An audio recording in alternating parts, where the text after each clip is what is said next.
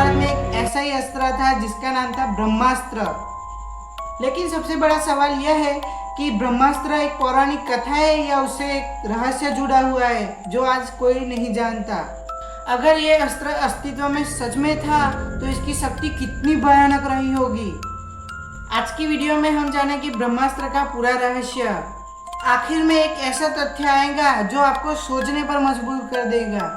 नमस्कार दोस्तों, आपका स्वागत है हमारे चैनल पर। भारत की प्राचीन संस्कृति में कई अस्त्रों का समावेश किया गया है, लेकिन उसमें एक सबसे खतरनाक अस्त्र है ब्रह्मास्त्र, जिसे स्वयं ब्रह्मा जी का वरदान माना गया है।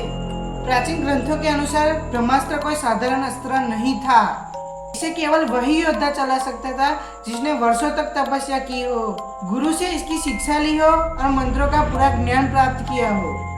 ऐसा माना जाता है कि इस अस्त्र को चलाने के लिए केवल शारीरिक शक्ति नहीं, लेकिन मानसिक एकाग्रता भी जरूरी थी।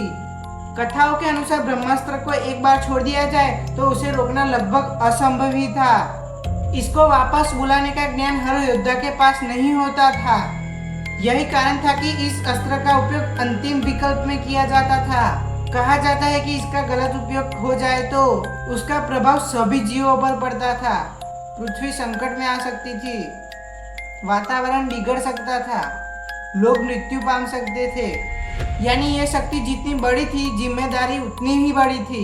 महाभारत में इनका वर्णन मिलता है कि ब्रह्मास्त्र इतना शक्तिशाली था कि धरती, आकाश और प्रकृति भी इसका शिकार बन जाती थी। वो भी इसके प्रहार से प्रभावित हो जाती थी। कुछ वर्णनों में प्रकाश, तेज ऊर्जा और व्यापक प्रमाण में विनाश का उल्लेख किया गया है। महाभारत में ब्रह्मास्त्र को इतना शक्तिशाली बताया गया कि कई कारणों के संजोग भी बड़े बड़े योद्धा इसका उपयोग नहीं कर पाते थे। वो नहीं कर सकते थे, वो डरते थे क्योंकि इसके लिए प्रकृति को भी नुकसान पहुंच सकता था, मानव जाति को भी नुकसान पहुंच सकता था। लेकिन आखिर ऐसा क्या हुआ कि महाभारत में भी महान योद्धा को इस अस्त्र का उपयोग करना पड़ा? आखिर क्यों अर्जुन और अश्वत्थामा के बीच ब्रह्मास्त्र का युद्ध हुआ जिसने पूरी पृथ्वी को संकट में डाल दिया? महाभारत का युद्ध समाप्त हो चुका था, लेकिन अश्वत्थामा प्रतिशोध में भर चुके थे।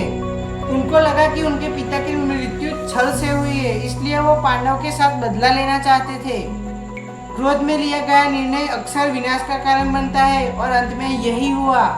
ब्रह्मास्त्र की लड़ाई में अर्जुन ने अपना ब्रह्मास्त्र वापस ले लिया, लेकिन अश्वत्थामा को वापस लेने की शिक्षा नहीं आती थी। कथाओं में वर्णन मिलता है कि इस अस्त्र को निष्फल नहीं किया जा सकता था।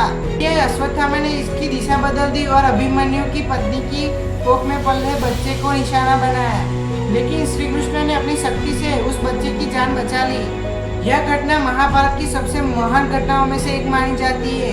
ब्रह्मास्त्र वास्तव में ऐसा अस्त्र था जिसकी तुलना आज परमाणु से की जा सकती है। हाँ, की जा सकती है मेरे हिसाब से, क्योंकि जो अभी परमाणु कर रहा है वैसा ही ब्रह्मास्त्र का असर भी होता था।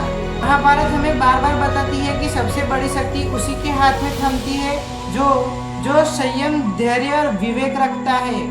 अश्वत्थामा के पास शक्ति तो थी, लेकिन क्रोध ने उसका सब कुछ छीन लिया। ये महाभारत हमें सिखाती है कि शक्ति से उपयोगी और शक्तिशाली उसका उपयोग करना है।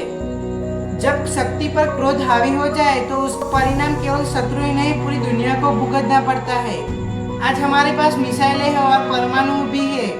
दुनिया के सभी देश मानते हैं कि इसका उपयोग अंतिम विकल्प पर भी नहीं करना चाहिए, क्योंकि इसका असर पूरी बॉर्डर के पास भी हो सकता है, दूसरे देशों में भी हो सकता है। विनाश की शक्ति से अधिक मूल्यवान शांति की शक्ति होती है। ब्रह्मास्त्र का रहस्य भी आज भी पूरी तरह नहीं सुलझ पाया है। क्या यह वास्तव में अस्तित्व में था या केवल महाभारत का दिव्य अस्त्र था?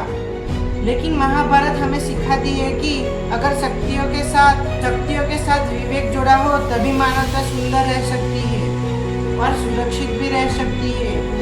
अगर आपको ये वीडियो पसंद आई हो तो वीडियो को लाइक, चैनल को सब्सक्राइब जरूर करना। मिलते हैं अगली वीडियो में।